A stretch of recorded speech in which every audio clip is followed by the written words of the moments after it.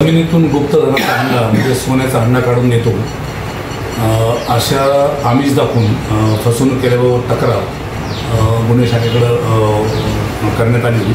त्या तक्रार चौकशीमध्ये आपल्याकडे जे तक्रारदार आहेत त्यांची जवळजवळ 1,87,00,000 फसवणूक झाल्याचं निष्पन्न झालं होतं। सदरचा कालावधी जून 23 ते नोव्हेंबर 23 या कालावधी फसवणूक झाली होती, परंतु अर्जदार हे घाबरल्यामुळे किंवा लोकलज्जस्थ त्यांनी आपल्याला तक्रार केली नव्हती। तक्रार मिळाल्यानंतर आपण त्याच्यामध्ये वेगाने कारवाई केली आणि असं गुप्तधन काढून देतो असं म्हणणारा जो बंधू बाबा आहे तो देखील वेळोवेळी त्याची जागा बदलत असल्याने त्याला शोधण्यासाठी आपण गुन्हे शाखेच्या आमच्या पथकामार्फत येते काळे आणि पथक यांनी जिकीचे प्रयत्न केले आणि त्या संदर्भात आपल्याला त्याच्या ठाव ठिकाणाची खात्रीशीर माहिती मिळाल्यानंतर आपण तात्काळ जेलरोड पोलीस ठाणे येथे गुन्हा दाखल केला आणि सदरचा गुन्हा हा मी स्वतः माझ्याकडे वरिष्ठांच्या आदेशाने तपासायला घेतलेला आहे।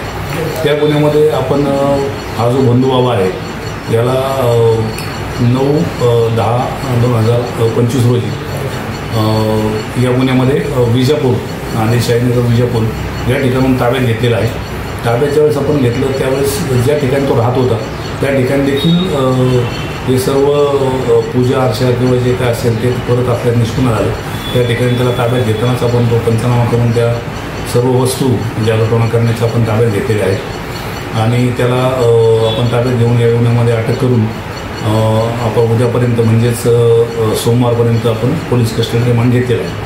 या गुन्ह्यामध्ये फसवणूक त्याचप्रमाणे जादूटोणा अधिनियमाप्रमाणे गुन्हा दाखल करण्यात आलेला आहे आणि ही जी फसवणूक रक्कम आहे ही रक्कम कुणाकुणाला त्यांनी दिलेली आहे किंवा त्यांनी त्या रकमेचा काय विनियोग केला आहे या संदर्भात तपास प्रगतीपथावर आहे आणि ती रक्कम रिकवर करण्यासाठी गुन्ह्यामध्ये जप्त करण्यासाठी आमचे प्रयत्न चालू आहेत।